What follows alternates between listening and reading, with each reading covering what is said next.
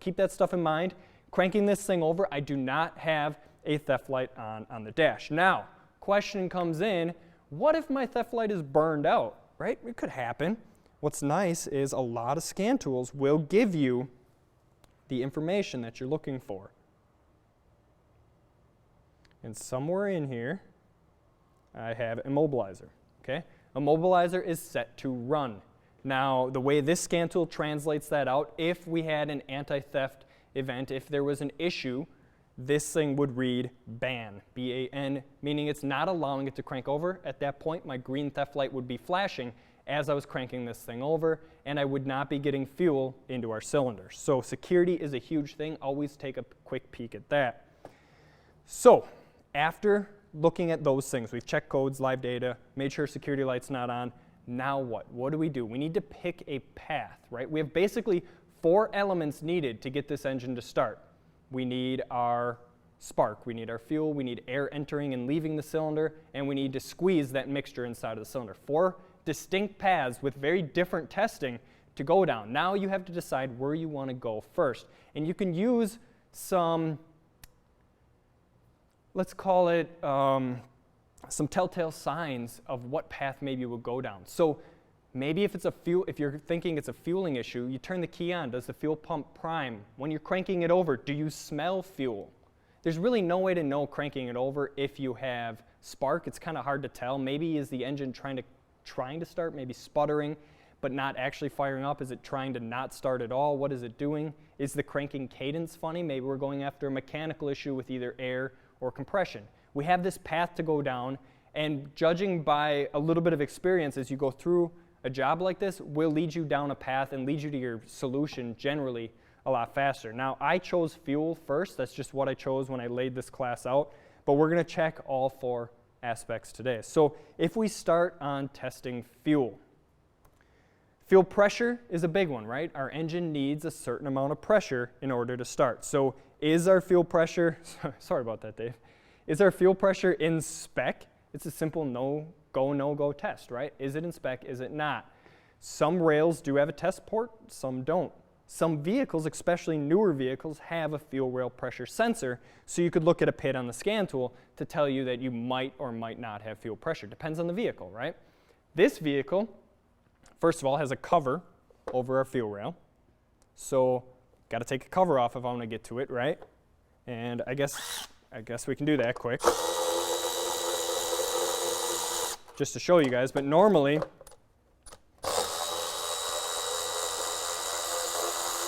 in a normal diagnostic situation, I wouldn't be pulling this cover yet because I have to take something apart. Is there a way that I can do this non-intrusively? Now, pulling a cover like this, not a big deal. It took 20 seconds, right? Super fast, super simple. But what if your injectors are sitting under the intake? What if something else what if they're buried? What if you can't get to the connectors? There's easier tests that we can do. But let's stay on fuel pressure right now. If we look under here, here's our fuel rail. Right here's our fuel rail. We have all 4 of our injectors. Super simple to get to on this engine. Super easy. But we don't have any Schrader valve on this fuel rail, and it looks like I have a quick disconnect fitting right here for our rail. Now, fuel pressure testing, you can rent a gauge set if you want. I'm not going to show testing the pressure today, okay? It's a time-consuming test. I have to pull that off. I have to put my pressure gauge in line. I have to leak fuel all over the ground. I'm not going to do that today for this vehicle. Now, we can maybe assume that fuel pressure is okay.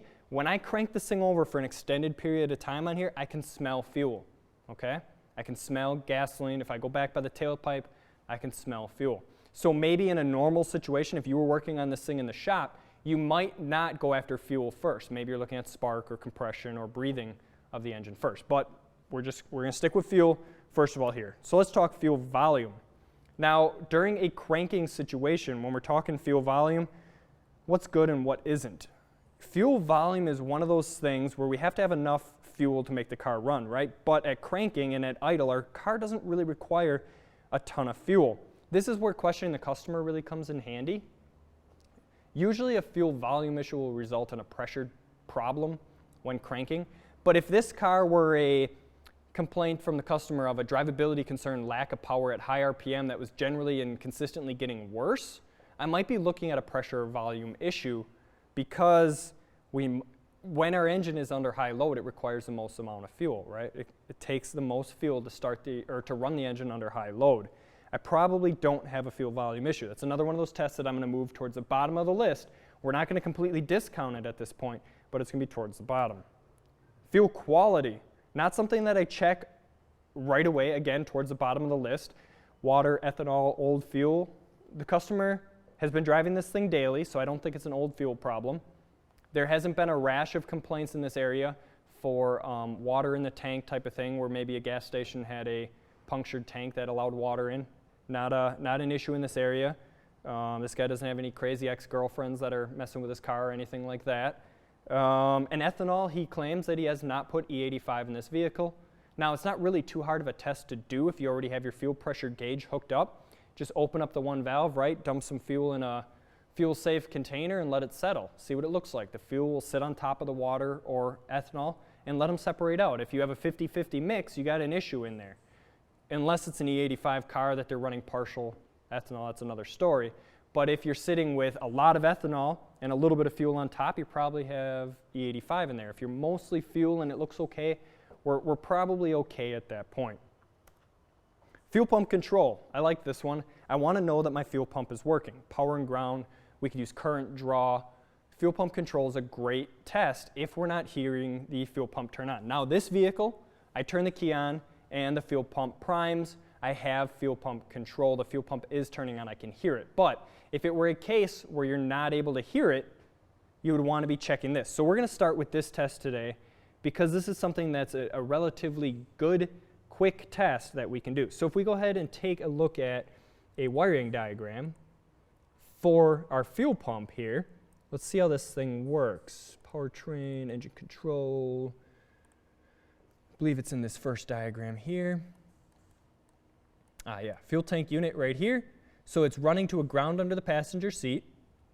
We have our fuel pump motor inside of there. Yellow wire running through a relay, which power flows from a fuse 17, which is under the dash, 15 amp fuse. So basically what we have is, I got the whiteboard out today, guys, and markers. We're going to get a little artistic. So we have a 15 amp fuse going through a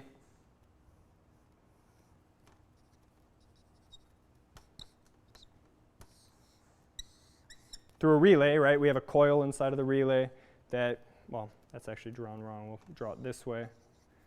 Right, the magnetic field from the coil of the relay pulls our contact closed, and we go to our fuel pump here. And then our fuel pump on this one is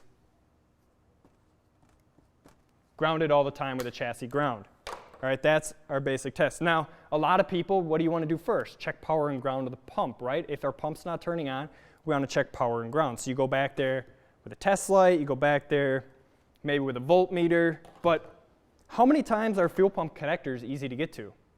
Maybe some vehicles they are, maybe some vehicles they aren't. It's not a consistent test to get to basically this connector to check for power and ground back there. That's a pain in the rear to do, in my opinion. Plus, we have to have the car up on a hoist. We have to be underneath. It could be rusty under there. There's a lot of variables involved. Is there a better test that we can do? And I think I have it in here. No, we don't. Okay, that's fine.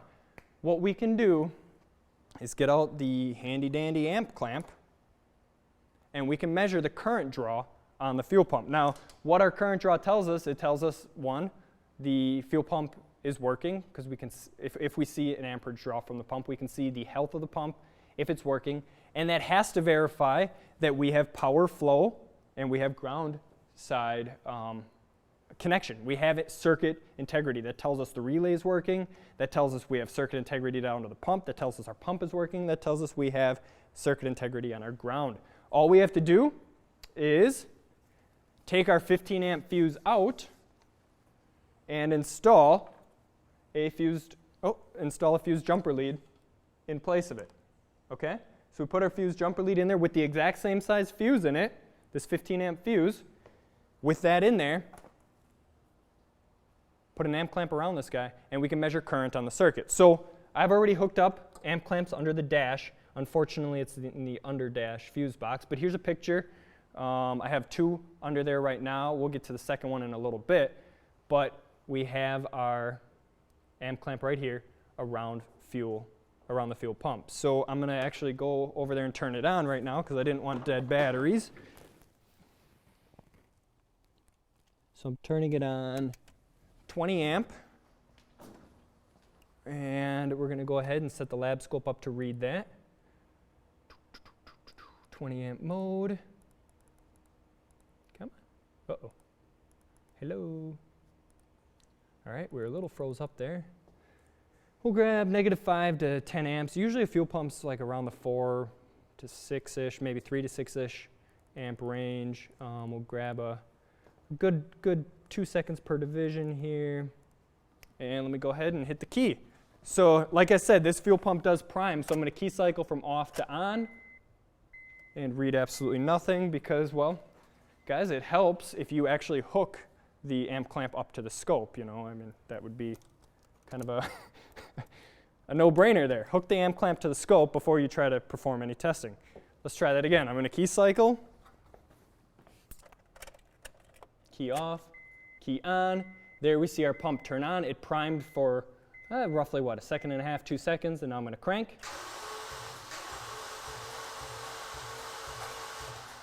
All right, so we got something's going on. Something's happening. Let's take a look at what we've got on there. So already, just by looking at this, we can confirm that we have power and ground to our fuel pump because we are pulling current when we turn that fuel pump over. So power and ground, relay is okay. That looks okay. So let's take a look as we zoom in, and we'll get even closer, and even closer still. And we can go even closer still. And we're looking for nice peaks and valleys here. This is a little bit worrisome. I don't like to see this at the bottom, but we want to see pretty even, nice peaks here. This fuel pump doesn't look horrible, okay? It looks pretty good. This wouldn't be my #1 concern in this vehicle, and especially because I can smell fuel. We know it's turning on. Now, what a known bad looks like, here is a Corolla that was towed in. Known bad. If we go ahead and zoom in on that, you can see how nasty that looks. A lot of spikes here. And then if we look at a known good, same vehicle with a new fuel pump in it, we will see a beautiful looking pattern, okay? Looks really nice, nice and smooth. A little bit of stuff down here, but nothing too serious. Looks good, okay? That's what we're looking for fuel pump current. So a quick test like that, you pull the fuse out, you pull just the cover off the fuse box. I didn't have to hoist the car, didn't even have to look at the gas tank at all, and I can confirm that the fuel pump is functioning. All right, so good quick test if you don't have your fuel pump priming. If it's not priming, then you could have an issue with relay control. You could have a circuit integrity issue, you could have a ground issue, or you could have a fuel pump issue that you're going to have to look into and diagnose. Just seeing.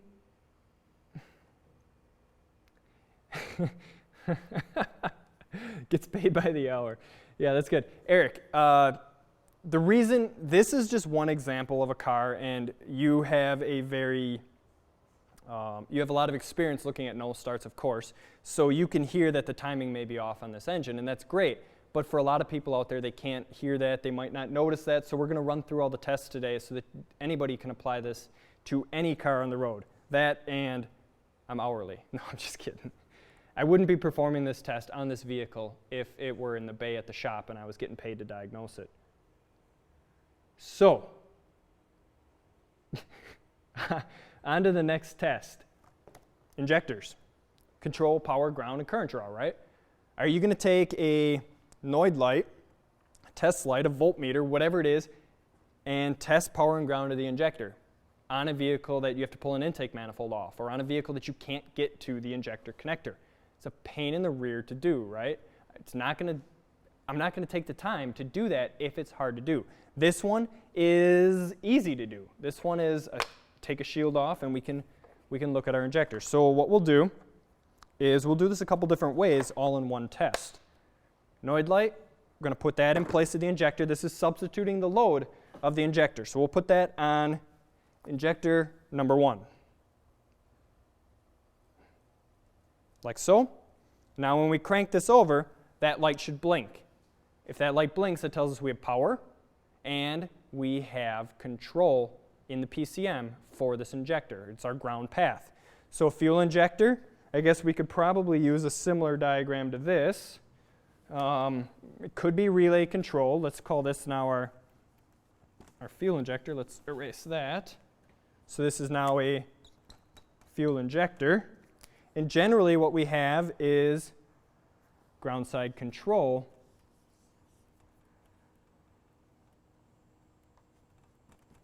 inside the PCM. Okay? So there's a switch basically inside of the PCM that turns on and off, which is our ground path for our injector. So when our injector is being turned on, the PCM closes the switch and grounds the circuit. We turn our injector on. Now what's cool about injector circuits, ignition coils are similar. Generally speaking,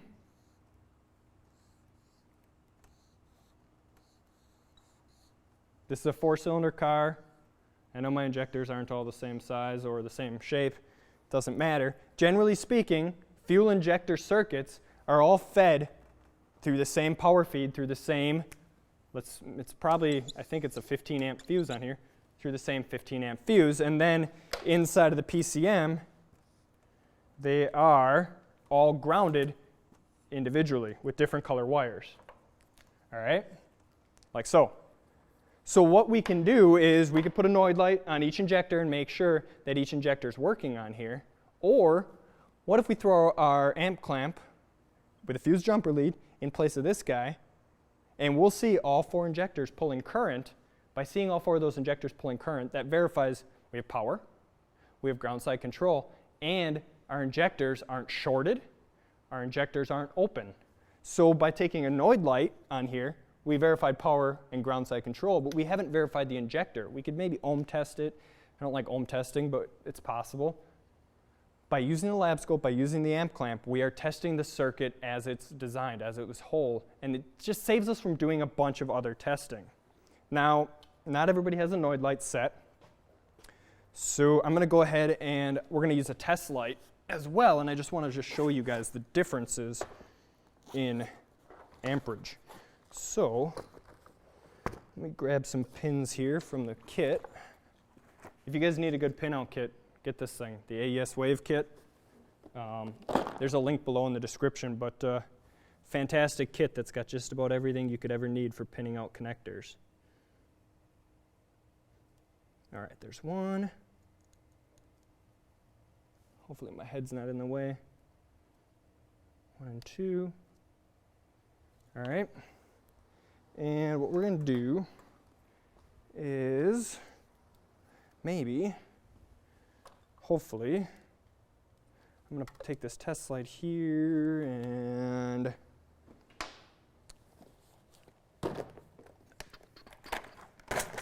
go something like this. And what we're doing is we're substituting the load at this point. So we have 2 injectors plugged in, working in their circuit. And then we have 1 injector hooked up to our test light, 1 injector hooked up to a Noid light. And now what I'm going to do is I'm going to pull the fuse for our fuel pump, which is luckily under the hood on here. It's this little 15 amp right here. And actually, here's what I'm going to show you guys. So 15 amp fuse in there. I got a 15 amp fuse in my jumper lead. Put that guy in place, get out my current clamp, and actually remember to hook it up this time. Somewhere is my other clamp. Oh, right in front of me. All right, around our circuit there, and we'll go take that one back out. We'll go in channel 1. Make sure everybody's clear, bring up the lab scope, and now what we'll see is we will see our circuit should be pulling amperage, and it should blink our lights, right? All right, so, All right, so we saw an amperage change there, and here we go.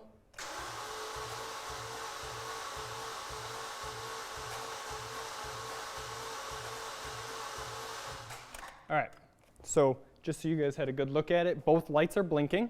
I could see that. And we have spikes in our amperage, okay?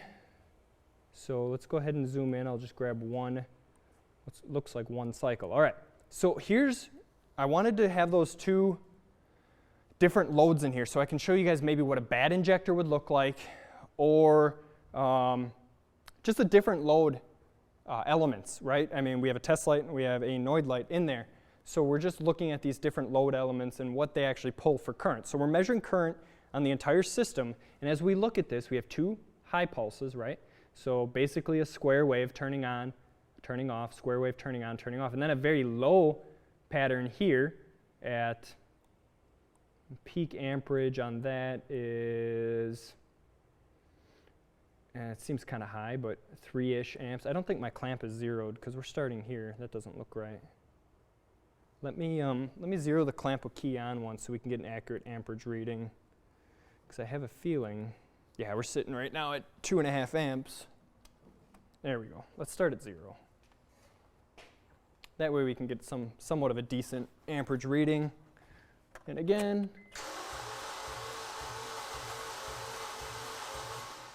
all right, so I just turned the key off, and let's take a look at that one more time now that we have a more accurate reading. So 2 spikes,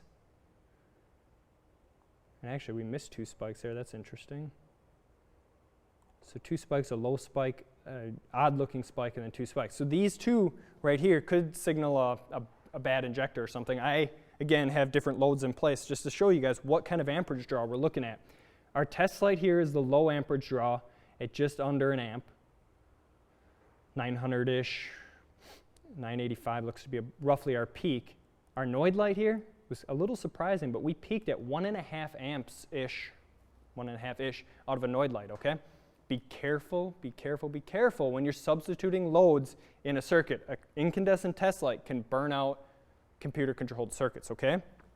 LED test light, voltmeter, looking at voltage on a scope, or current clamping like we're doing here is going to be the proper way to test. But what we're seeing here is injector control operating properly. If I plug in these 2 injectors back in, we will have 4 perfect even square waves there. Now we don't know that they're actually opening by this test, but again, I can smell fuel. They have to be opening. There's somehow fuel getting into the cylinders, okay? So that is basically fuel testing, right? I think we've checked everything on here besides pressure and volume and quality, right? Which are tests that are commonly shown all over the internet. You can find tests on how to do that. Just, I don't have enough time today. We're already 35 minutes in. We got a lot more to do. Questions on fuel?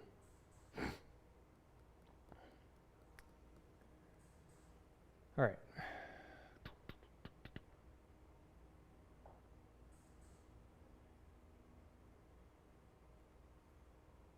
All right, so now we can start looking at ignition. We've looked at fuel. Now let's start looking at ignition. So spark tester is a very basic tool.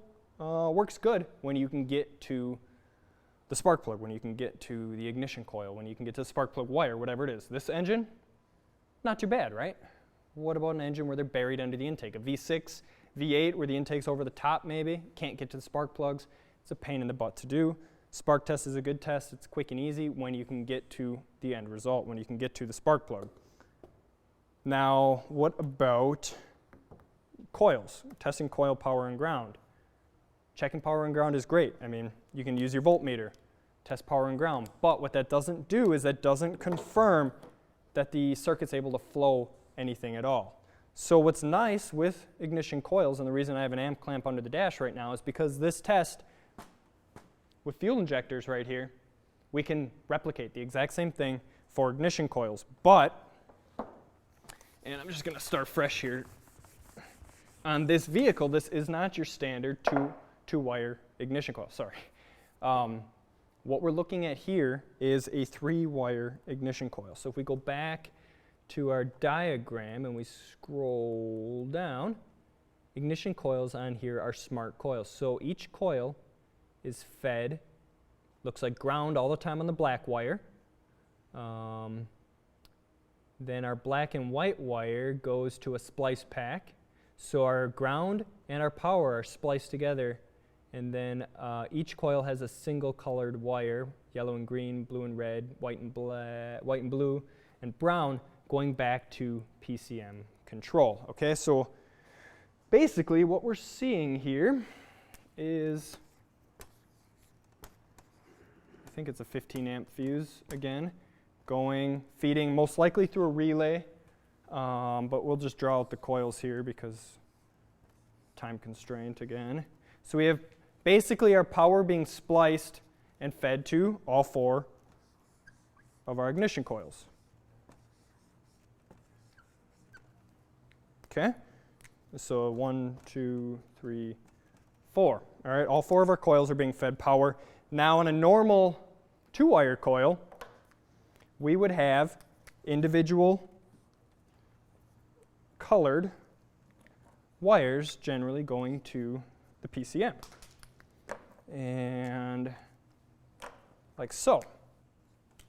And each of these wires would go to essentially a switch inside of the PCM that turns on, sorry for writing sideways, turns on inside of the PCM so our coils would charge up. But according to the wiring diagram, these are 3-wire coils. So what's unique about these guys is they each have their own consistent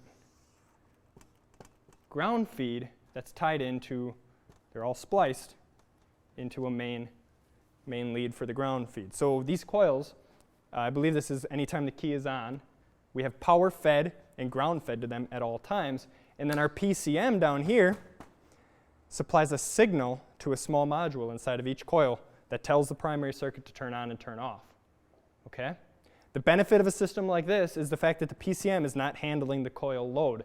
So if the coil pulls, let's just throw a number out there, at let's say 5 amps, the 5 amps flows on the power circuit and the ground circuit. It does not flow inside of the PCM. So that video that I had on the Ford Fusion, where it smoked the PCM, right? We burned up the driver inside of the PCM. That was a 2-wire coil. The PCM was handling those 5 amps or whatever it was inside of that circuit. So if we short out a coil winding internally, we overfeed a coil with current, we lower resistance, current goes up. In this aspect, generally speaking, we'll only smoke the coil. The PCM is protected because this is a low amperage circuit. So, with that in mind, those of you who are using test lights, those of you who are using Noid lights, whatever it is, be careful, okay? You can check power and ground with the test light, right? These are amperage flowing circuits. Do not test this circuit with a test light. This circuit is not intended to flow the amperage required to light this bulb in the test light. You could ruin the driver inside of the PCM. It's possible to have current limiting, that kind of stuff built in. But by rule of thumb, do not test a computerized circuit like this with a test light or a Noid light or anything that's going to pull load on the circuit, because you can ruin this circuit right here, okay? We're going to want to look at these individual controls with a lab scope, okay? So why don't we go ahead and do that?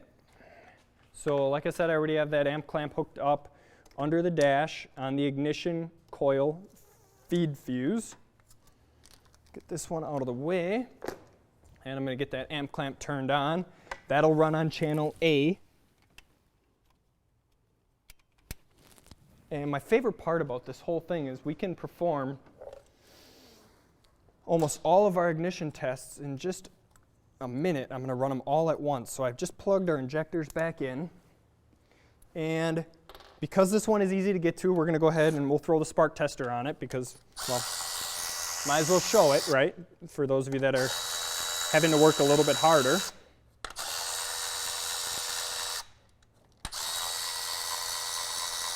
Normally on this engine at this point I would not be pulling this. I would just be in the fuse box looking at, and there they go into the drain. We'll get those later. All right. So here's our coil. And as you guys can see, yellow, black, and black and white. So power, ground, and signal control going into our 3-wire ignition coil. So what we'll do is we'll leave this guy plugged in. We'll throw our spark tester on here. And we'll go about, the spark tester's got markings on it. We'll go about 10,000 volts required, something like that. That should look good. So then we should see that guy spark. And then let's hook another channel into the scope. So we currently have the current probe hooked up on the feed circuit. So we're looking current right here. So if we show current here, that kind of tells me that the rest of the circuit is good to go, right? If all 4 coils pull amperage. But I'm also going to look at the control, and we'll just look at the control on coil 1, which is our yellow wire. So I'm just going to hook our lab scope up to coil control for numeral uno. Find a good ground here. I guess we'll go right back to the battery. And we should be able to get a ton of information very quickly here. Should hook this guy up first. Now we're back probing. You can pierce, do however you want to test. That's completely up to you. Now I want to prove a little bit of a point here. I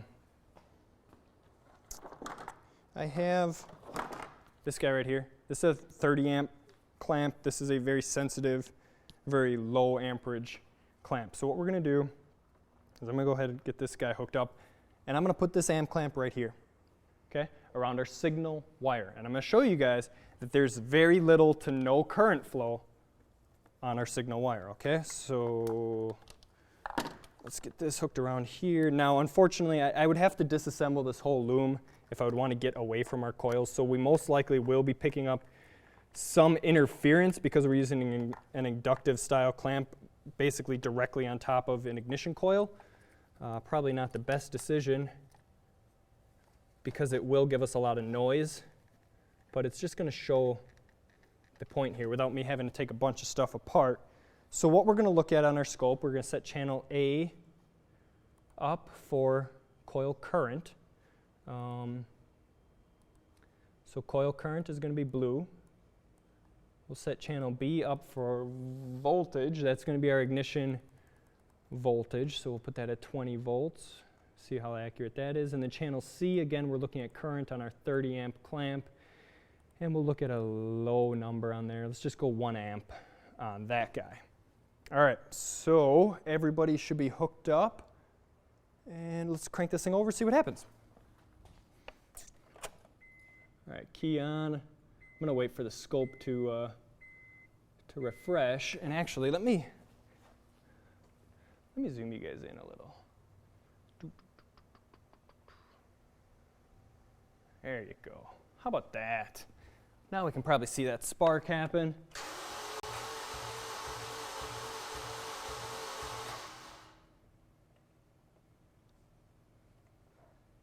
Yeah, that's fine. Laptop's freaking out a little. I think we missed here. Our spark tester doesn't want to stay in place, and I think we're missing out on that. Let's try that again.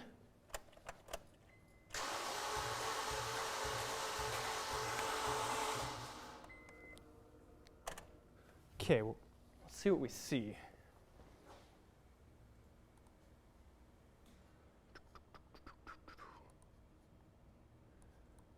All right, so blue, again, is the current control for our ignition coil. Red is cylinder 1's ignition control. And green is amperage for cylinder 1 for the signal circuit. Okay, so what we see on blue is that each coil is currently pulling at peak roughly 7 amps or so with that coil. So that means our primary windings are intact. We're creating that magnetic field. Our coil is functioning properly. Red is our coil control that's being turned on. If we were missing coil control, I wouldn't expect to see an amperage draw here, right? That just makes sense. We wouldn't see an amperage draw there. Now if we look really close in here, see that? It's bring this guy back down. Okay. Obviously, this high spike green right here, over on this side when the coil shuts off, that's when we're inducing onto the secondary windings inside of that coil. So we're getting interference. Our coil's picking up RFI at that point. Our amp clamp is picking up RFI at that point. But look at this signal here. Let's measure that. At peak, the coil turn-on signal from the PCM, I'm recording it at peak 176 milliamps. Okay? Super low amperage, super low amperage on our signal circuit. Okay? Do not load test a signal circuit. You're gonna get yourself in trouble. You're gonna create a problem potentially that wasn't there before. So this test right here didn't take long to set up. Technically, would have never had to pull anything apart on this engine if we were just going off of the fuse, off of the current. We're able to confirm that each of our coils is currently functional. The PCM is controlling them. They are being fed power and ground. They can flow current. Our circuit is intact. Our coils are functioning. Now at this point, we don't exactly know what's happening inside of the cylinder. We don't know if our spark plugs are in good shape. We don't know any of that stuff. But we know that our coils are functioning. So maybe you go to the next step and you pull a spark plug, you take a look at it. Chances are, after all this cranking, this plug on here is probably fouled out. But let's take a look.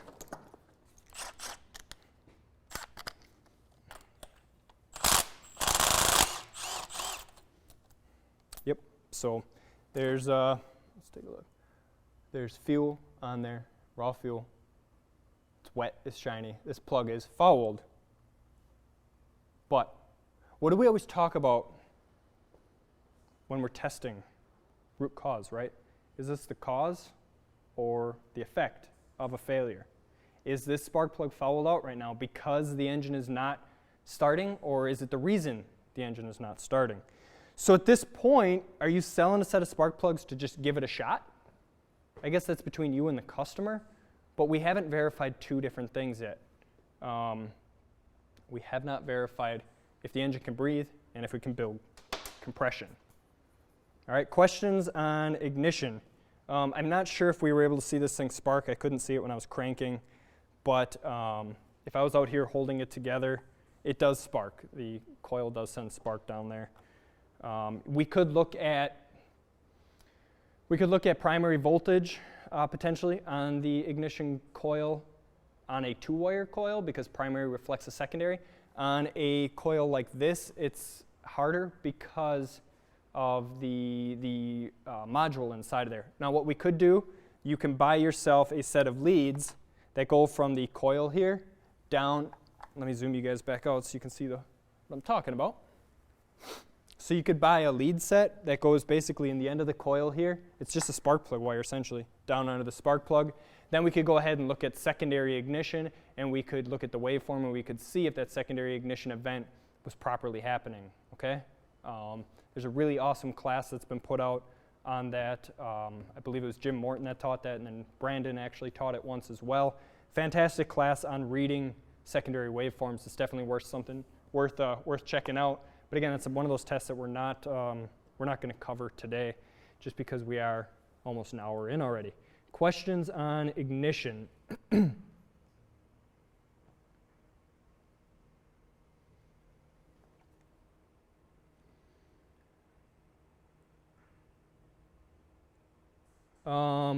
As far as lab scopes, I think we've talked about this in the past. I understand that not everybody can buy a picoscope, justify spending thousands of dollars on a lab scope. Go out to AES Wave, get yourself the little U-scope. It's a single channel. It's cost effective, and it's a great tiny little run and gun scope. Pull it out of your pocket, hook it up. You can check current, you can check your voltage on a single channel. And generally what we've been testing here, you can do a single channel test to do that. And also the test that we're going to do next is one of the most efficient tests, and you can do that also with the U-scope. So you don't need the picoscope for everything. I would probably use the U-scope more on camera if I could wire it directly in to get a video feed for it. It's just the picoscope plays so nicely off of the laptop so you guys can see it in full resolution. But there are a lot of scopes out there for not a lot of money. So the excuse of a scope being super expensive for a professional technician, I mean, how many of you guys have bought the knives or the machetes or whatever off of the tool truck, or the decorative mug or the jacket or all the other novelty stuff that you can buy off the tool truck? If you didn't buy any of that, you could have bought a scope and been more efficient at Diag. So get a scope. Whatever you do, however you get it done, get yourself a lab scope. You will use it for the most simple of tests. It will save you time and money and increase your overall efficiency. Okay, that being said, let's go on to the fun part. This is going to be my favorite part. So we've checked, I got a little ahead here, but basically checking power and ground is not load testing the circuit. Primary current draw is the quickest, easiest test for testing coil operation and control from the computer. Okay, so we verified fuel, we verified spark. Now we get to the fun part, testing air, testing the engine breathing. We need to verify that our engine can breathe. Inhale is something restricting our air. Do we have a plugged up air filter? Did we suck up a bag into the engine, into the air filter, and we can't inhale any air into the cylinder? Do we have an exhaust issue? Do we have a restriction? Do we have a plugged cat? Do we have a cat that's broken apart and blocking the exhaust? Do we have an EGR issue? Maybe an EGR that's stuck wide open. It's unlikely that an EGR issue would be able to create enough pressure to offset the amount of air at cranking, but it could definitely be a drivability issue. But an exhaust restriction, we need to bring air into the engine, and then we need to be able to efficiently exhale or exhaust that air. Without being able to do that, our engine is not going to start. We could also have a valve timing issue, something to do with the valves opening or closing, or the valves being opened or closed, or them hanging open or sticking closed, or just the way that it all works together. Our valve timing is critical, opening at the wrong time. And then we get to compression. Now, I like to loop these two kind of into the same frame of testing, okay? Compression and air. We need to have air in the cylinder in order to have something to compress. So they kind of go hand in hand with this testing, and we'll kind of do everything together as one here for this. So we could do a traditional compression test, okay? We have a gauge right here in an old dirty box that sits at the bottom of the toolbox because, well, here we're doing it the modern way. We have a pressure transducer. This is the new age way to look at cylinder compression. The problem with a compression test is that, first of all, and with this tool also, we have to pull the plug, which is time consuming. And a compression test is only going to read peak compression unless we take the Schrader valve out of the gauge and we watch the needle, blah, blah, blah. It takes two people usually because you can't crank it over and see it at the same time. It's just a lot nicer to get yourself a pressure transducer. Now I know this is an expensive tool, not everybody has one, but it is a super efficient way to see in real time what's happening inside of our cylinder, not just at the peak level of compression, but everything that happens in between with our valves and our piston. It is a fantastic tool that will pay for itself in the long run, but it is a pricey unit, so we'll talk about that. But before we even get to going in cylinder, because some cylinders are hard to get to, right? Intake manifolds, blah, blah, blah, blah, blah, hard to get to. This is my favorite test.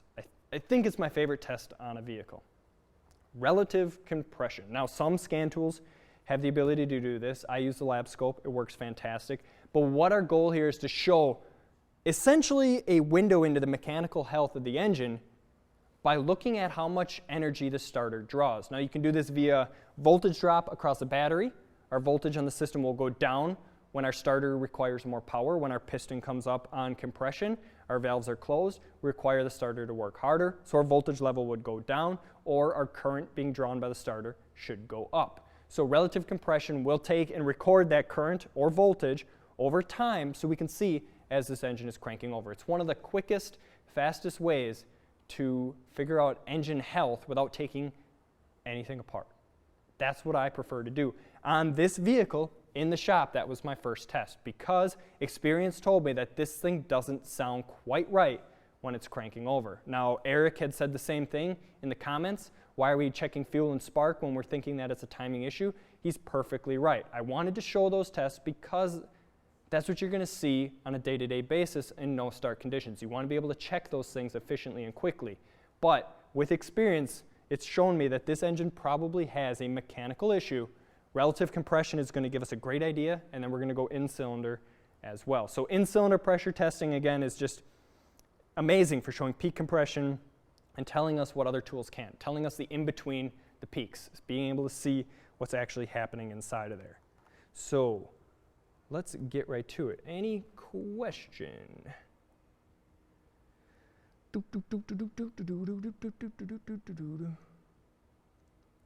Favorite test is a drive test? Okay. Depends on the vehicle, I suppose. A 1 liter little 3-cylinder engine, probably not a very fun driving test, but all right.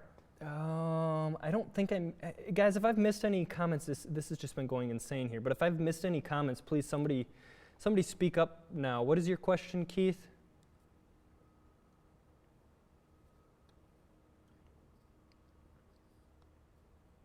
How many miles? Oh, this vehicle's got 161, I think. Something like that. It was 100 and, let me just verify. 159,394. So just under 160K timing chain motor. Can we get an idea on timing by using spark and Noid at the same time visually?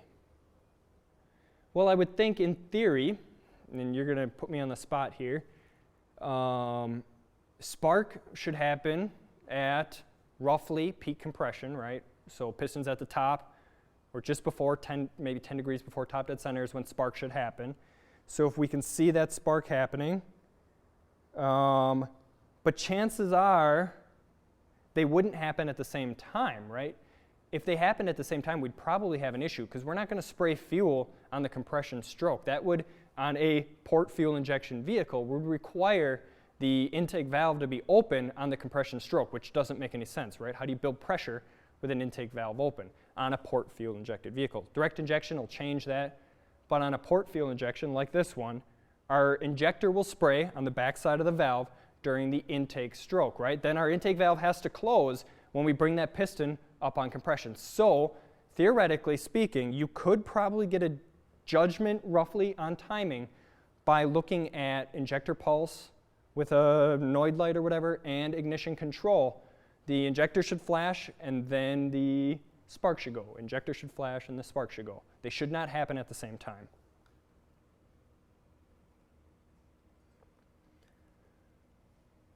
Yeah, our eyes do process fairly slow, sure, but I think you should notice a difference visually on a port fuel injected vehicle because we have to spray fuel when the intake valve is open so that it can find its way into the cylinder, right? And then we close the intake valve, we bring that piston up on compression, and we ignite it.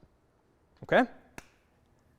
But again, direct injection changes all that because we could be injecting during the compression stroke, right? Theoretically, we have an injector in the hole in the cylinder, bring that piston up on compression, we have very, very high pressure to overcome cylinder pressure, and we spray that fuel, atomize it down into the cylinder shortly before the ignition event. So port fuel, a little bit different. Obviously, direct injection, different as well. Okay, I have a lot of stuff on the vehicle. Let me get all this stuff out of the way. We're done looking at compression at the moment. Our spark plug is still in the cylinder.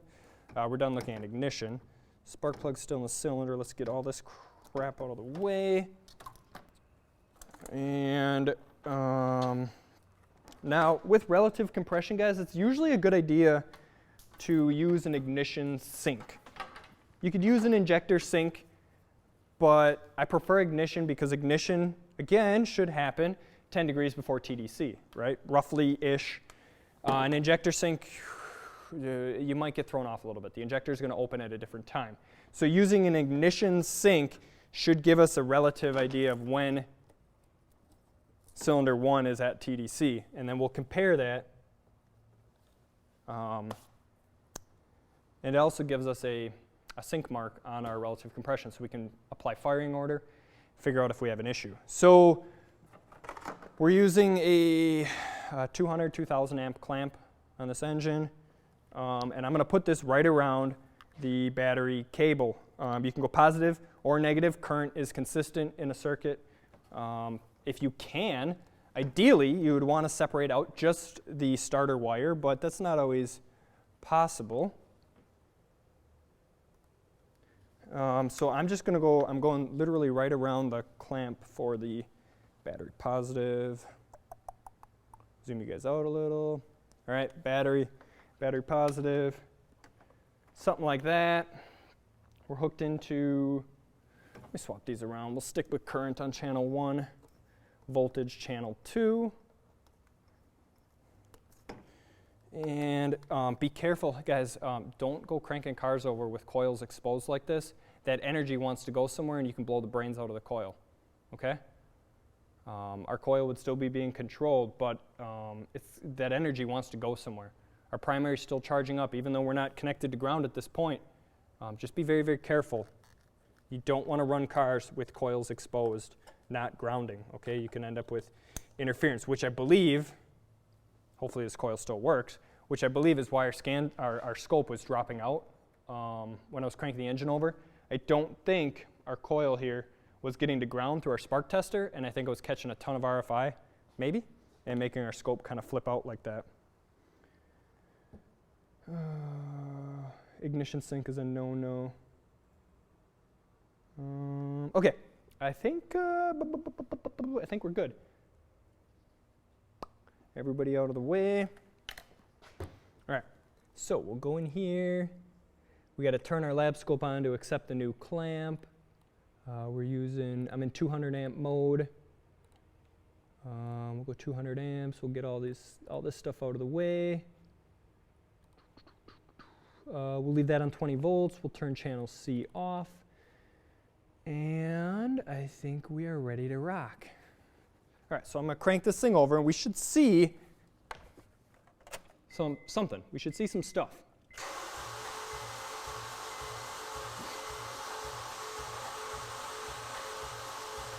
Now you want to let the engine crank a little bit because you want that nice, even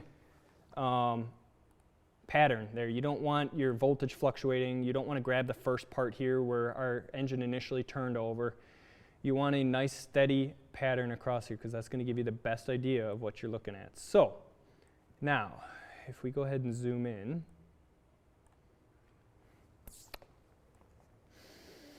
so for those of you who have looked at relative compression before, this does not look normal. What we're looking at here is a revolution of the engine, right? Ignition event on cylinder 1, ignition event on cylinder 1. This is a full event, and we're seeing 1, 2, 3, 4 pulses in between, right? Each of the cylinders drawing pressure on the ignition event. I guess I should have logged out of that. People keep trying to call me. Anyways, ignition event to ignition event. We are seeing peaks, but this is not a known good look. Here's a relative compression test on a 07 Accord. This is a 2.4 liter. It's a little bit different, 2.4, 2 liter, whatever. Close, Honda 4-cylinder. This is a known good ignition event. And right off the bat, I want you guys to notice our scale here. 266, we'll call it peak amps. Peak, roughly half of that, okay? So we're reading half for peak amperage, but the story really gets told once we zoom in here. And shame on me, I did not have an ignition sync on this vehicle. I'm sorry. But here's what known good looks like. So we got to kind of ignore a little bit of the hash here. We are just around the battery positive, not the starter cable by itself. But what we're looking for here is consistent peaks and valleys.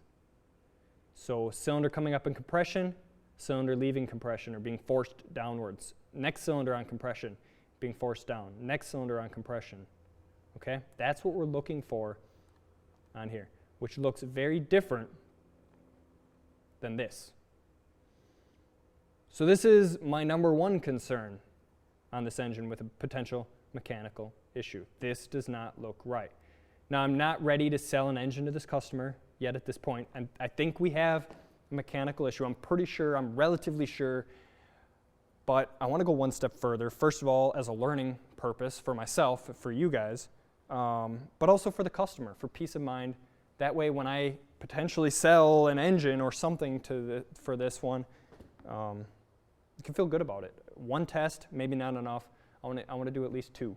So I'm going to go in cylinder. We're going to hook this guy up, and we're going to take a look. So it's the same thing as a compression gauge would do. We're going to see the peak compression out of the cylinder, but what we're also going to see is everything that happens in between. Okay? So let's go ahead and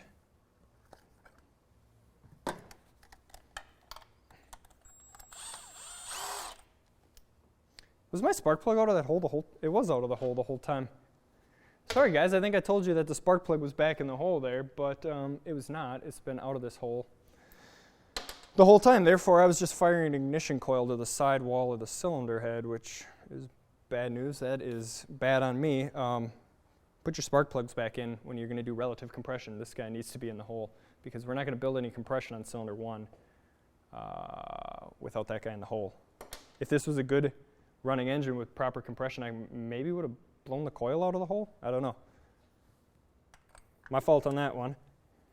But let's go ahead and thread in our hose here, and we'll put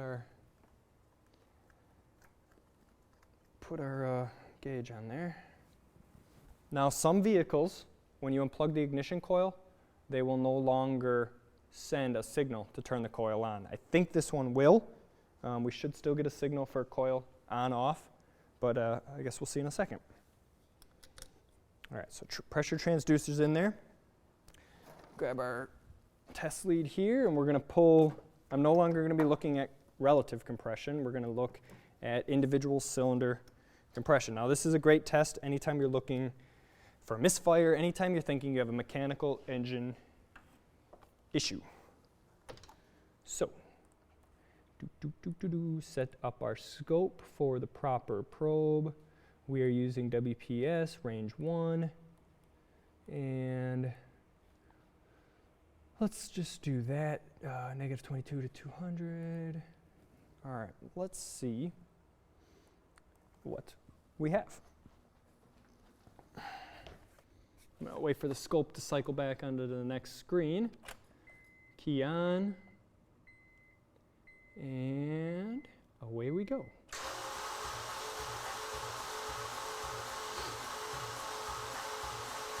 Again, just capturing a decent sample size, so we can look for discrepancies in the sample itself if we wanted to. But, all right, first things first. Relative compression. What is why do we stick a gauge in the cylinder? We want to see overall compression, right? That's the first thing that we would look at with this guy. So let's look at that first with our scope. Bring our blue trace or our blue line down here, and these big spikes are our peak compression, and we are currently peaking at a whopping 42.8 psi, roughly, right? 40 psi, 45 psi, whatever, doesn't matter. This thing should have a lot more cranking compression than 40 psi, right? Doesn't sound right. Now, for those of you that are used to looking at in-cylinder pressure transducer testing, you can probably already see an issue. We have peaks here, right? How many times does our piston travel upwards and downwards in the 4-stroke cycle? Okay, it should be a pretty easy question. Suck, squeeze, bang, blow. Compression coming up, power going down, exhaust coming up, right? We're pushing the exhaust gas out of the cylinder, intake going down, drawing the intake air into the cylinder, and then we go back on compression, going back up. What do we see, without even zooming in at this point, in between our peak compression events? 17.5 psi. Okay, let's look at one total event. That is a nasty, nasty looking cylinder event. So biggest takeaways here, peak compression being low. We have compression on what we're assuming to be the exhaust stroke. So why would we have compression on the exhaust stroke? The piston is coming up. If the exhaust valve were not open, we would have compression, right? It's basically another power stroke. The intake valve is closed, right? It's supposed to be on the exhaust stroke, but our exhaust valve should be open, which connects our sealed container, our cylinder, to the exhaust system on the vehicle, and it should relatively freely exhale that exhaust. Now, if we have a plugged cat, if we have a restricted exhaust, if somebody backed this thing into a snowbank and filled the tailpipe up with snow, hard-packed snow and ice in there, we would have a restriction on our exhaust. We could build pressure on there as well. Now, I'm thinking that our problem is not a restriction in this engine because everything else that's going on here. Now, you guys are probably already talking about the ignition event, but I want to get to that in a second. Okay, so I'll get to the ignition event in a second. What I want to talk about right now is the timing of this engine and how, without even seeing ignition, we probably already have a problem. So what I'm doing is I'm putting cursors at 0 degrees and 720. So a full 2 crank revolution, 1 cam revolution. The engine is spinning over. This is 1 full cycle. And what we'll do, we will throw some of these in here. Now, every time our piston changes direction, we are seeing with this line. So before the 0 line, we're on compression. Here, we're on power. Here, we're going back up, we're on exhaust. And here, we're going downwards on intake. Now, for those of you who have a lot of experience looking at these, let's put this line down at 0. Okay, so that's 0 psi. And I'm going to count when our pressure crosses 0 to our event. Our peak compression roughly, change in there roughly what, 101 degrees, okay? Now, let's do that again on the piston on the other side, 35 degrees. What does that mean? So let's think about the way that the engine is functioning and the way we're reading pressure inside there. Our piston is coming up, right? We're building some pressure, 45 psi. We're building some pressure, and building pressure as the piston's traveling up takes some time, right? But we're not building a normal amount. We should probably be over 100 psi cranking on this engine.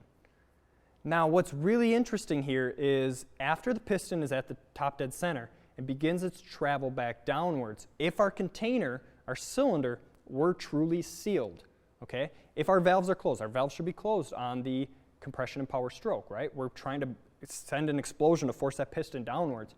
If we had a valve open, we would have a severe issue. Now, of course, on in-cylinder pressure testing like this, we're not having an ignition event inside of the cylinder, okay?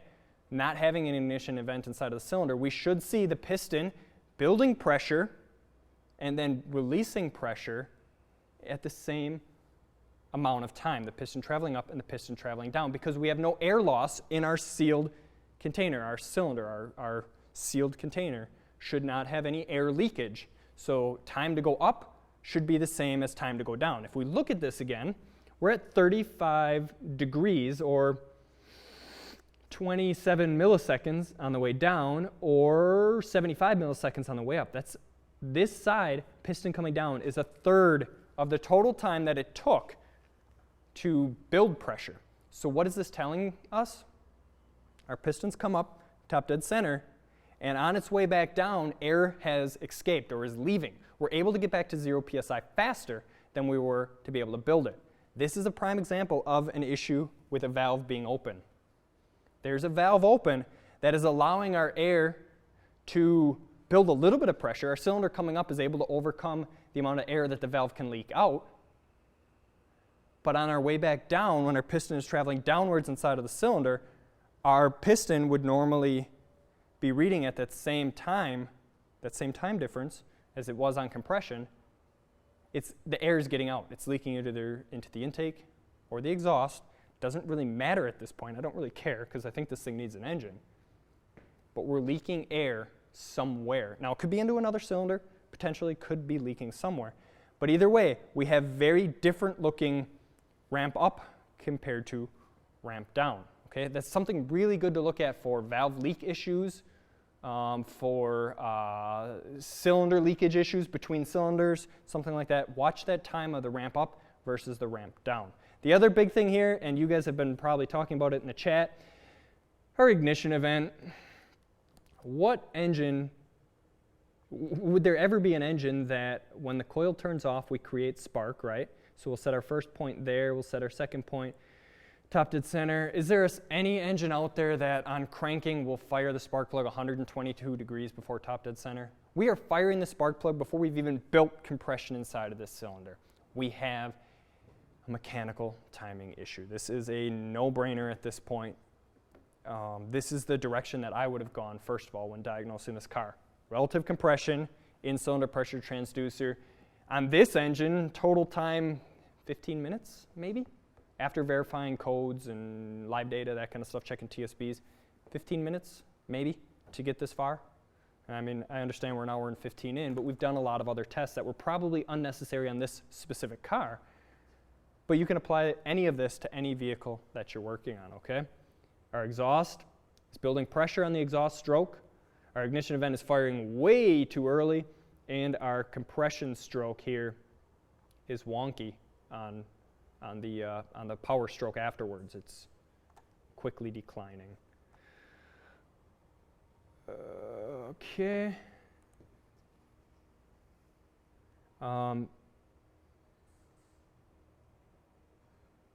Be careful. Okay, great question. How do we know the reluctor hasn't been damaged? I think if the reluctor were damaged, I think we might see a difference in our spark, right? Our spark, if it's being driven off of the crank sensor, our spark would fire at a different time. But reluctor damage is not going to change the mechanical timing of the engine. We could pull spark completely away from this engine, and we should see a known good breathing in-cylinder pattern. Now, it's possible we have a timing issue and a reluctor that's bad. Could be, but more likely this chain has probably jumped on here. And this is an interference motor. When that chain jumped, we probably damaged the valve train on here.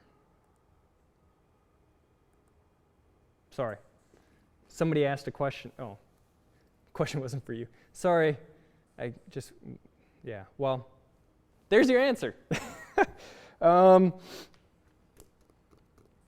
only other thing on here that we do need to be careful of, something on VVT engines that could throw you for a loop when you're looking relative or in cylinder, be very aware of a potential VVT issue, variable valve timing issue, changing your valve timing while cranking, okay? There's some engines that will change it. By nature, that's just what they do. There's some engines that won't, okay? Read your service information. Disconnect your solenoid if you have to. If your solenoid were shorted to ground, that would open it up. As soon as oil pressure is supplied to that solenoid, it would shift our cam, which essentially changes the way the engine runs. But that probably is only going to affect intake or exhaust, and it's probably a small variation. We wouldn't be seeing it as large as this huge, huge variation. This is telling a story. And from here, this customer is actually a guy that works here in the building. This was his car, and I went one step further just to be able to show him. I went electronically, proved all this out, that this is what the problem was. I pulled the valve cover off. This is a simple job valve cover, not difficult to do at all, and here's what we find. This is our exhaust camshaft. This is where a roller should be. That should look something similar to this right here. Okay, this is intake cam, but this should be on the exhaust side, and as you can see, it's MIA. Okay, here's some sort of roller bearing of some kind. Again, that's where we should have a roller, and I was able to find half of the piece of that roller. Okay, so this thing, jump time, it's an interference motor. As soon as we jump time, after a certain tooth or whatever count, we've jumped time, we smacked the exhaust valves into the pistons, and we broke components inside of this engine. Upon pulling the valve cover off, I did find one of the timing chain guides sitting in there as well. So this guy has kind of two choices. Is it worth rebuilding? Probably not. Used engine or scrap heap, maybe? I mean, not my decision. It's the customer's decision at this point. We've given them all of the necessary information to take this engine and have it properly diagnosed. Now, it's 12:22.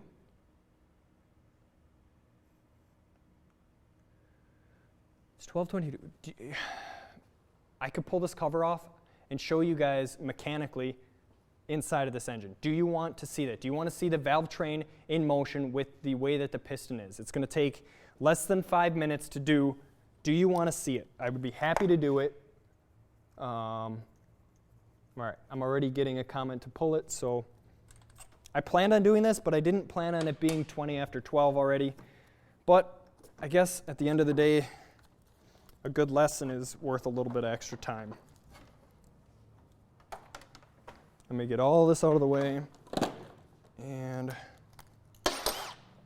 get this guy pulled off. All right. By the way, if you guys have been on the fence about these, this thing is freaking amazing.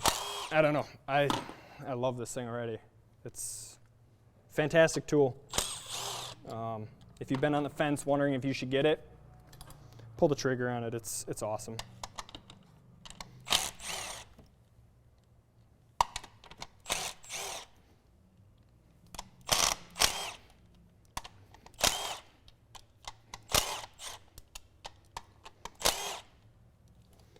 All right.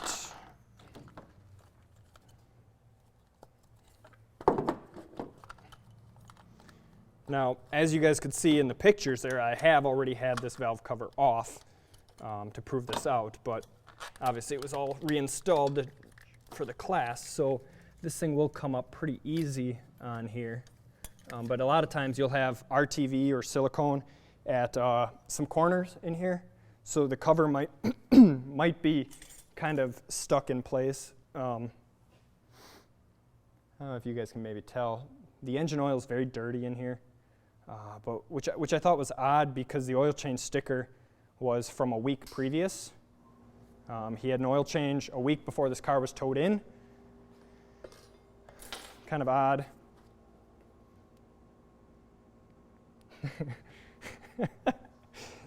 You guys don't have to donate. Don't donate.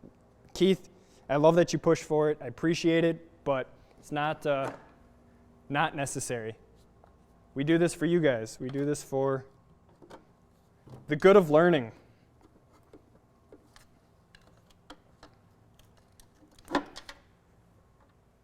All right. Be careful anytime you're using any sort of metal tools. You don't want to gouge the head. You don't want to gouge the valve cover. Just be smart about it. I'm sure you guys, many of you have removed many components on engines. You don't want stuff falling in there. You don't want to gouge any surfaces. There goes one of the pieces. All right. So, valve cover out of the way. You guys can see inside of this wonderful looking engine. And let's get this guy out of the way. I'll zoom you guys in so you can see.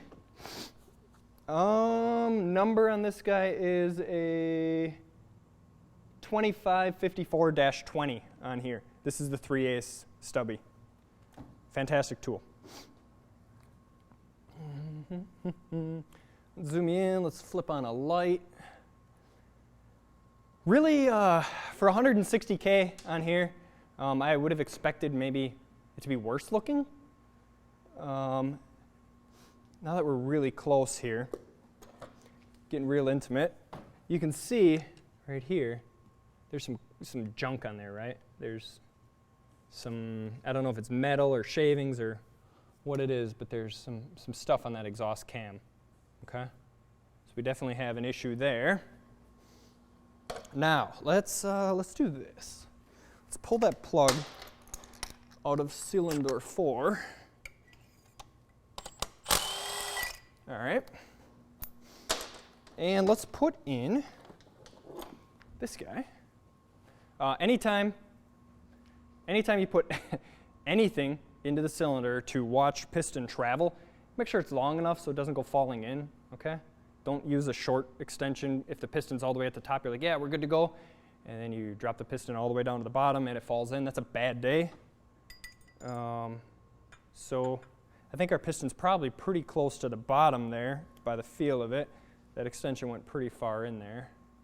Zoom you guys out a little bit now. I'm going to put some tape around this thing so you guys can see in case we lose the top here off the camera. And actually, let me bump that down as low as it'll go. That way you guys can actually see the motion, because this will probably end up off camera as I spin this motor over by hand. And we're going to go by hand because I want this to happen very slowly. Oh, one thing I forgot to mention. Now in the past, we've talked a lot about cam-crank correlation, right? Looking at the crank sensor, looking at the cam sensor. That would have been a good test on this engine. You could have done that. It would have been a good test to do in cylinder, and relative compression led me to not have to perform that test, okay? So it's just one less test that you have to do, but you could use that as a confirmation test on this vehicle. If you have a known good to compare it against, your cam and crank signals are supposed to line up. If they don't, you have an issue, and that's what we're going to see on this engine here. So we're going to go through the wheel well, and I'm going to spin it over by hand. Let's go back under the hood. You know, I could use a new wire stripper, so I appreciate that. $2 should help with the new wire stripper. Thank you for that. All right, so we're on compression, or we're on exhaust, one of the two. Hard to say, but our piston is coming up, and right there it started going back down. So on the downward descent, our piston is coming down. Our exhaust valve might still be open, and right now it looks like it is. It looks to be pushing down in there, but because our rollers are MIA, we're not actually opening the valve. So now we're bringing everybody down, and now we're at the bottom. So our piston is down at the bottom of its travel, and we're about to start going back upwards, right? Our piston's about to start traveling up. Now watch, our piston is going up. If you guys can see, I don't know if you can tell, here's our lobe on our intake cam, okay? You see that? You see that valve just open? Right there? Our valve just opened. Why would our intake valve be open on a piston traveling upwards event? It makes absolutely no sense. Why would our intake valve should not be open when our piston is traveling up? There's never a condition where the piston is coming up either on compression or exhaust, doesn't matter. Why would our valve be open? And that is because we've jumped time.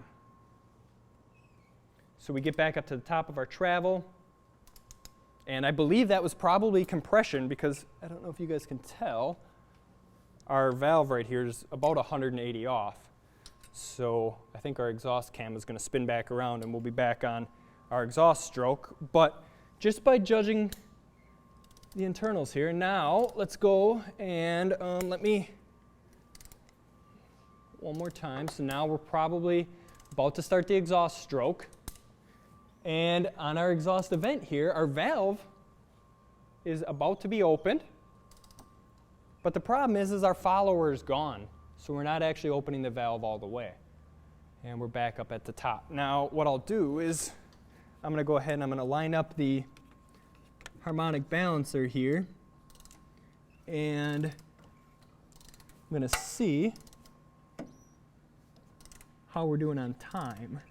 So if I'm going off the arrow on the balancer compared to the front cover here, that should show about peak TDC, and I believe that would be compression, right? Because again, look at our exhaust valve lobe, it's 180 off, right? So if we spin this engine over once more, it'll be pointed down. So we should be peak compression, peak TDC on compression, and I don't know how well we're going to be able to see. Sometimes the magnet's too strong.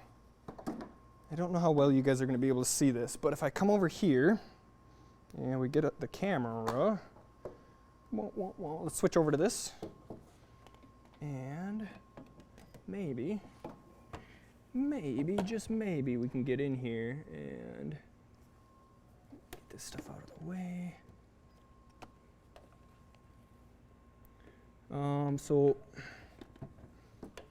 I wish I could get you guys in here better. I got to get a small bore scope of some kind instead of trying to use this thing. It's too big to fit. Oh, that's pretty good. Not too shabby. All right, so guess we'll use the test light here. There's one timing mark. And the other one is supposed to be right here, and I know you guys probably cannot see it. Yeah. But our other timing mark on here is, is all the way over here. Okay? So our intake is way off, or our exhaust is way off. Either way, one of them is way out of time. Okay, let me flip this back over. We can switch over to the other camera so I don't make everybody sick. Great. So, is it worth pulling this thing apart, putting a chain in it, cam, followers, the whole works? Probably not. This thing's probably going to either get a used motor or head over to the scrapyard. Okay, fuel, spark, air, compression. Efficiency is huge here, right? Is there, oh, also, don't leave your breaker bar on the crank pulley. If you go spinning this thing over, somebody's going to get hurt. Oh, I did have these sitting here. I wanted to just talk briefly, real quick about this. Load testing, if you don't have a test light, if you don't have a lab scope that you can check current, load test with a similar element. A bulb like this, maybe 5 or 6 amps, maybe would be good to use for something maybe like an ignition coil, potentially, that, or an injector, or anything that's going to pull a decent amount of load. Smaller bulb like this, maybe an amp, amp and a half, for a smaller amperage pull circuit. We can use bulbs in place of other components, and that's going to successfully load test without using the actual component, because maybe the component was failed, but you want to load test the circuit still. You can substitute loads.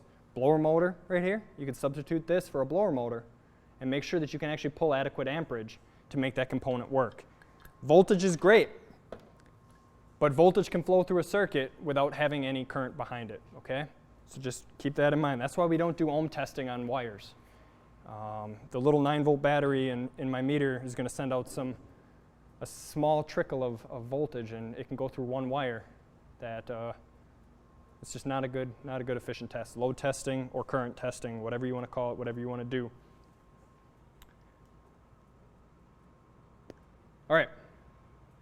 Any questions? Yes, Keith, you're right. It is all about current. Watching current is the most efficient way to test, in my opinion, because it tells every part of the circuit.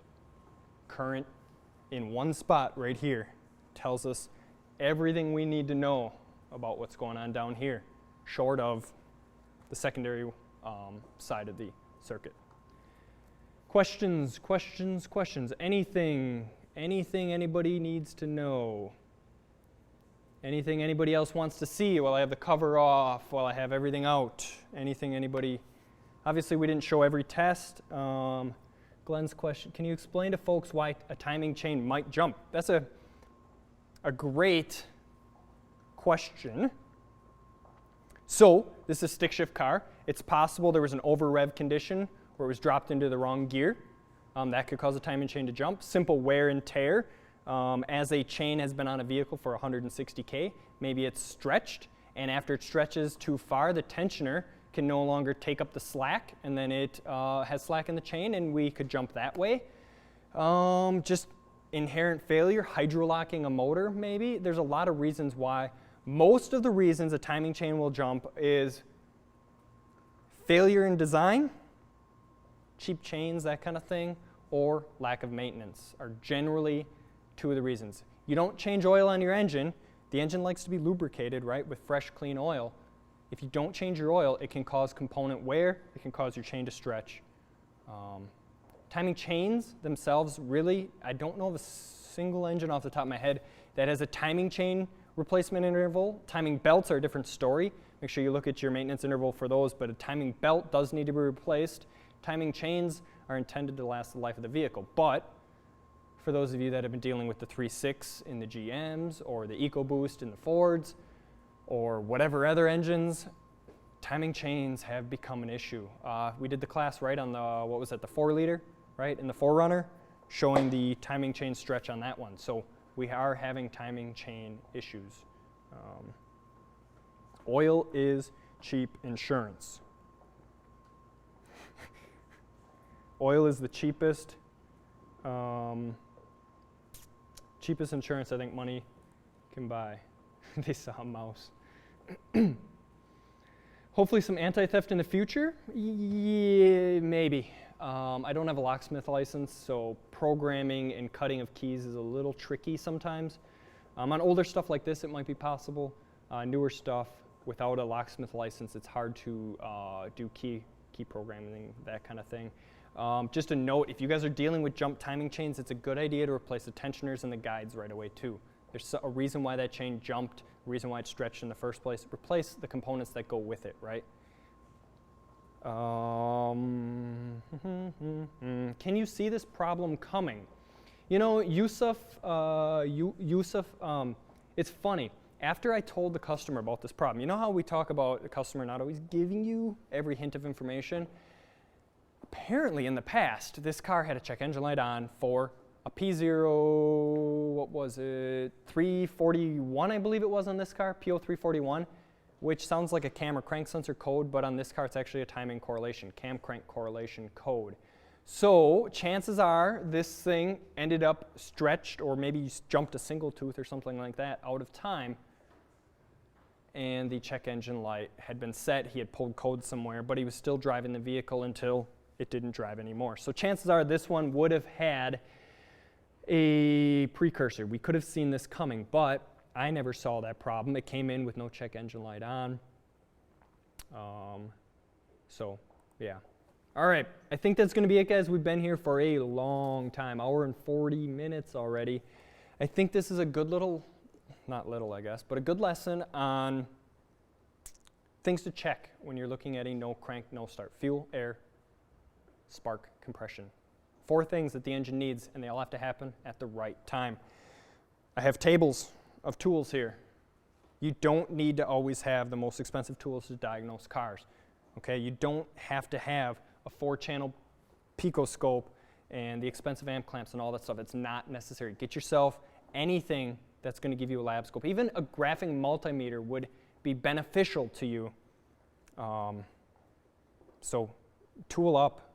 Because it will save you time in the long run. They pay for themselves. This car was in a shop for a lot of you guys who have been doing this for a long time. In a shop, chances are this was a diag in under 15 minutes.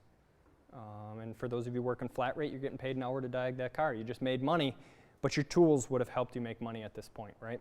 And that's what it's all about. T-shirts up again, guys. With T-shirts, we are working on it. They will be here soon. You guys are going to love them. I absolutely love them. They're going to be awesome. When I get them, we will do the T-shirt giveaway like before.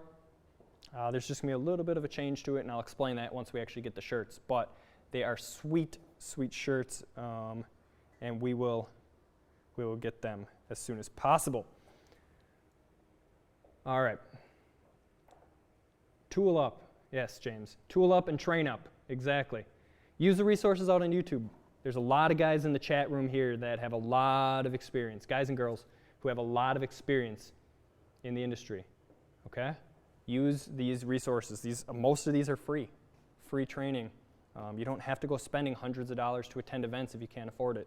Free training like our training here or whatever. It's available. Just make sure you find people that are good, offer good, real proof and information. No pockets on the shirts. Okay.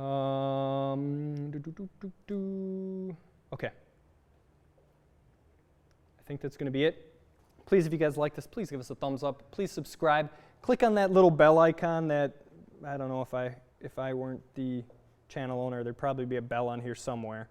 But you just click on that bell icon. That way when we come out with new content, you get notified that we have something new out, whether it's a live training or it is a new video that's coming out. I probably have a new one coming out in a couple weeks here. And we're going live again after Vision in Kansas City in a couple weeks. I'll be there. If you want to meet up, just shoot me out an email. It's below in the description of the video here. My email is down there. If you're looking for tooling, there's a couple links to different tools different tool resources, Pico, Milwaukee, AES Wave, all great tools. Other than that, hit me up if you want to get together at Vision. Otherwise, I'll see whoever's going to be there in Kansas City in a couple weeks. Otherwise, I'll see the rest of you guys on March 7th, 11 a.m. We are going to tackle something else that's fun, and hopefully not an hour and 45 minutes worth on that one. It might be a little shorter next time. We'll see. All right. Transmission electronic failure. It's a good topic. I do want to cover it at some point, but as you can see, we always use real-world examples in our training, so I don't want to fabricate a transmission failure, but if I do get an electronic failure in tranny, I will cover it in a video of some kind. So, all right, thank you everyone for watching, and we'll see you again next time in the NGK Tech Garage. Thank you.